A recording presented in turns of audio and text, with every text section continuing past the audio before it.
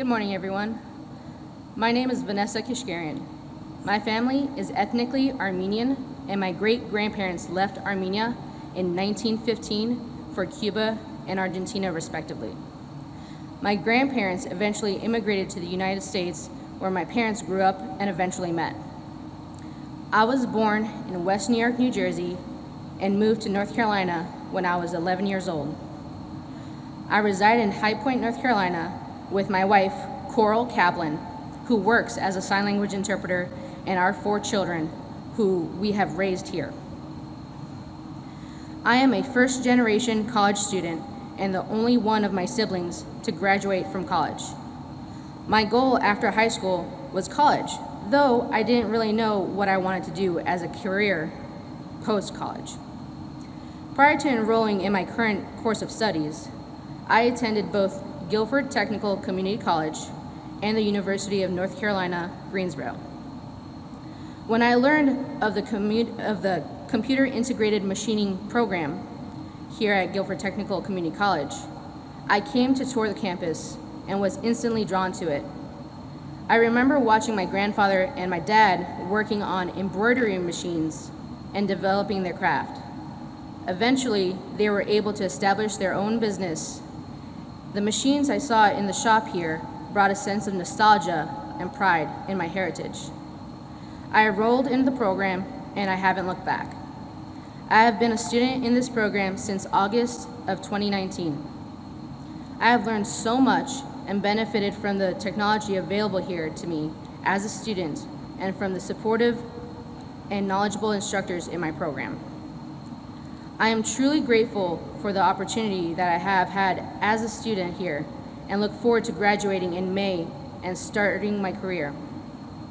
There are a couple of local factories that I am planning to apply with, and I look forward to getting my foot in the door and further developing my skills in coding and production.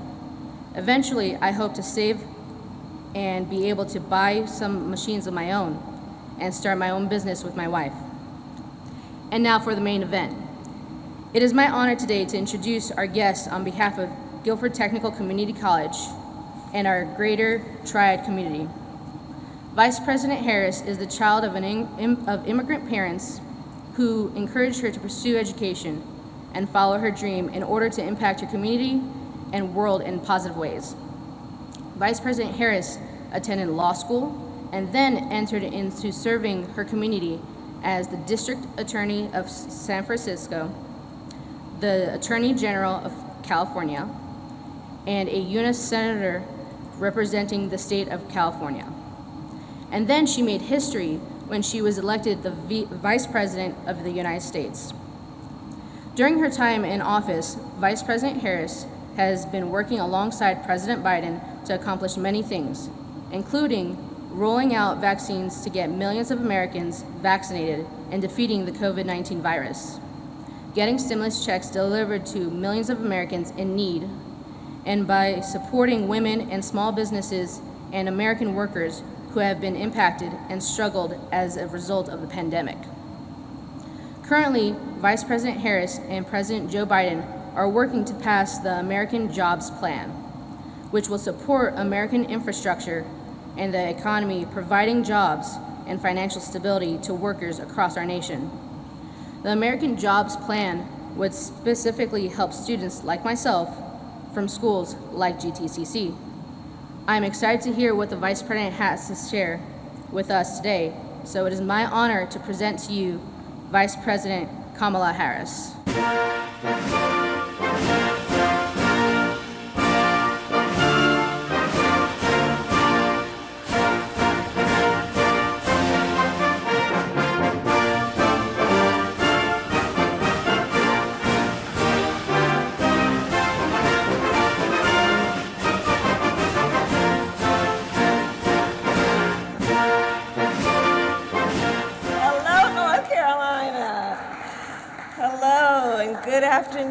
Good afternoon. Please have a seat.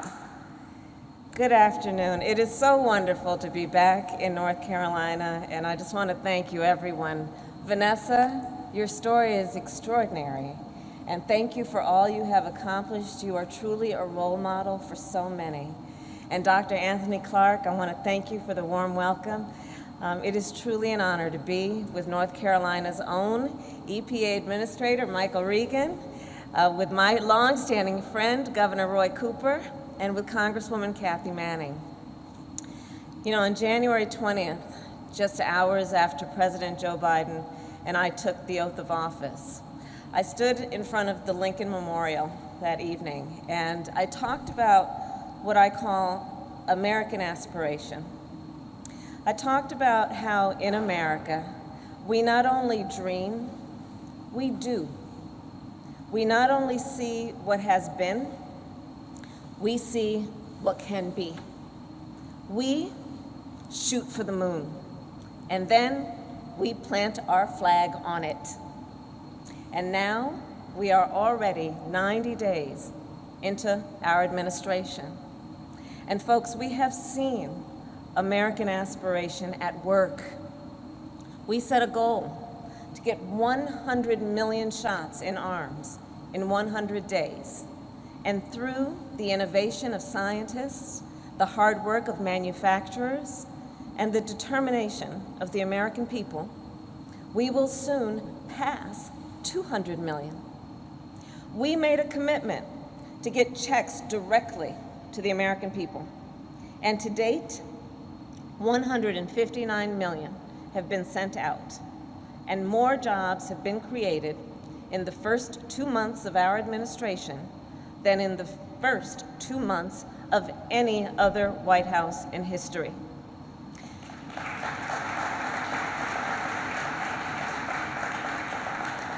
Help is here. Help is here. And hope is here. And things are looking up. Schools are reopening. Businesses are reopening. Grandparents are seeing their grandchildren in person.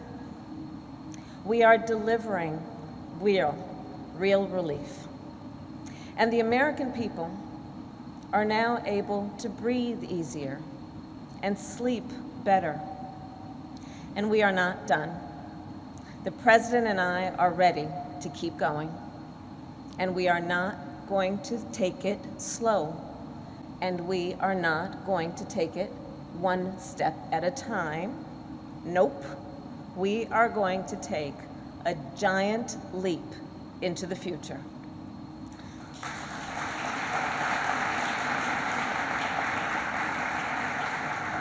And so that is what the American Jobs Plan is all about. It's a once-in-a-lifetime, once-in-a-generation investment in America's infrastructure, in America's future. It is what the American people deserve. It will keep our nation competitive, it will build up our nation's communities, and it will put our nation back to work. You know, as nearly 10 million Americans remain unemployed, more than 250,000 right here in North Carolina, the American Jobs Plan will create millions of jobs. It will be the largest jobs investment our country has made since World War II. And it's not only about jobs, it's about good jobs for every worker, good jobs for every worker everywhere. You know, over the years, folks here in Greensboro have shown me around their hometown with great pride about where they're from. And too often, though, and we've seen this around the country, too often, though, opportunity knocks from far away, and their children grow up and have to move away. But that should be a choice, not a necessity. And that's why we want to bring opportunity closer to home. Through our American Jobs Plan, a pipe fitter in Chicago could get a good job replacing lead pipes in their own city. An electrician in Helena could get a good job laying broadband lines a few towns over. A forklift operator right here in Greensboro could get a good job fixing the road they drive on every day.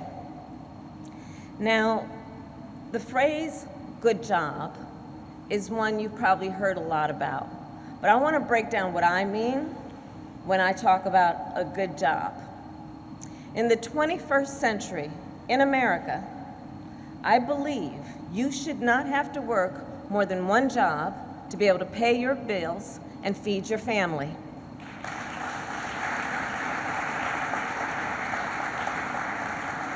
One good job should be enough. At a good job, you shouldn't have to worry about your safety. You shouldn't have to worry about whether you have the ability to get a good life, because you might have to go in debt for a diploma that promises a decent paycheck.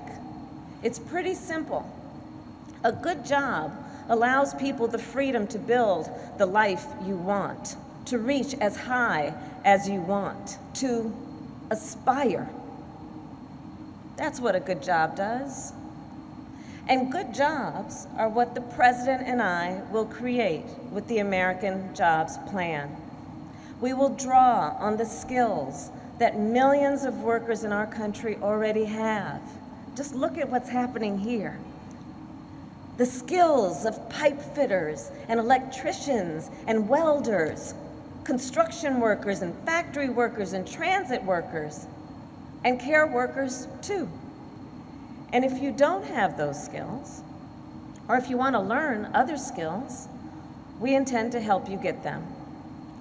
The truth is, a lot of jobs out there require some education after high school. Let's speak that truth. The truth is that almost every job that will be a good job will require some amount of education after high school. But here's how I think about that. We can't just talk about higher education without thinking about what kind of training Americans need to get hired. Instead of simply framing it as higher education, let's create a variety of opportunities for education after high school. And for some, that's a training program or an apprenticeship to get the certificate they need to get the job they want.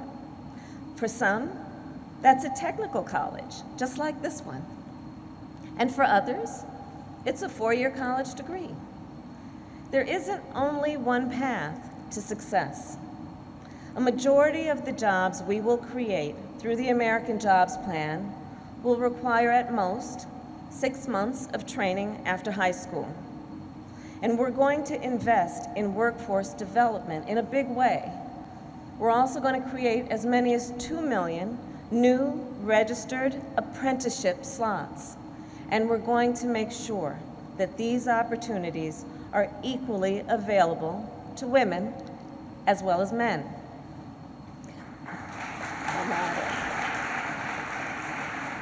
Because there's an interesting fact, in case you didn't know, hard hats are actually unisex. Everybody's laughing. So now the best way, I also believe, to get a good job is through a strong union. Union members have better pay, better health care, better retirement, better protections on the job. I believe every worker in America deserves the ability to organize or join a union. And there's another thing about American jobs and the American Jobs Plan. It will not only create good jobs, it will have a big impact on communities. It will have a big impact on people's quality of life at home. Let's talk about, for example, broadband. The world runs online, and yet millions of Americans, many of whom live in rural America, do not have access to broadband, and if they do, it is not affordable. Broadband impacts our economy. It impacts our education system, our healthcare system. And I'm talking about small business owners who don't have the literal bandwidth to grow their businesses, students who can't study at home, who have to drive to the local McDonald's, to the parking lot to get access to their Wi-Fi. Seniors who haven't seen their doctor because in the middle of a pandemic, telemedicine is not an option for them. The President and I are determined to make sure that every person in our country can access broadband and afford it. Let's talk about water. There are more than 1 million miles of pipes that deliver drinking water to homes across America. For as many as 10 million American families, many families of color, those pipes are made of lead. So here's what drinking water from a lead pipe can do to the human body.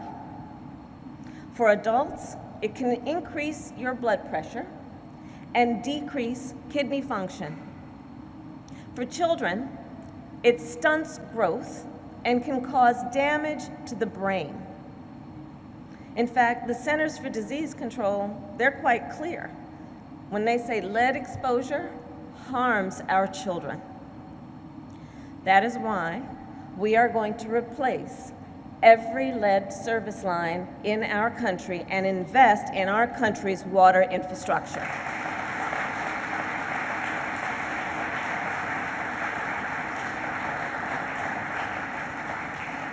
You know, at its root, I believe that infrastructure is about all the support systems that make our country work. Roads that keep us moving, water that keeps us healthy, broadband that keeps us connected, and care, childcare, home care. Because here's the thing, think about it. Care, childcare, home care keeps us working. It keeps working people working. Just ask any parent who has been home with their kids for the last year. Ask anybody who has been caring for their mother or their father for the last year. Care should be readily available and affordable to working people.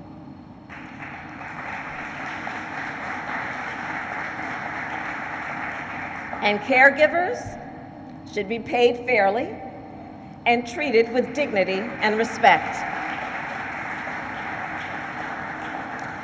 And small business owners who run child care and home care businesses must be fully supported.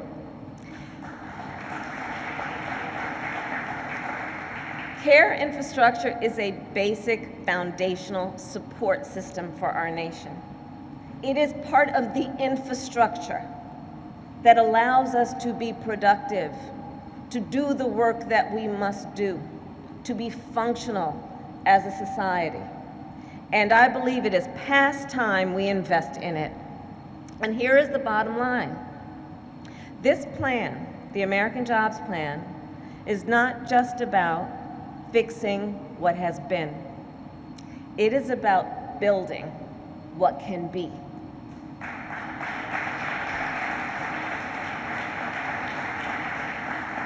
And I do believe this then is the very definition of American aspiration. And this is the very definition of America. The capacity of our nation has never been in question. The ingenuity of our nation has been the envy of the world. That was true when we built the Transcontinental Railroad. That was true when we brought electricity to every household in America. That was true when we raced to the moon. And that will be true when the United States Congress passes the American Jobs Plan.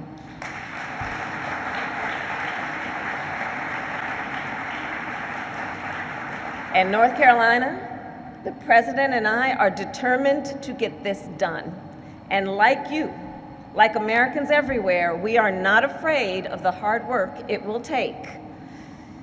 So, for all of that, I thank you, North Carolina. It is so good to be back. May God bless you, and may God bless America. Thank you.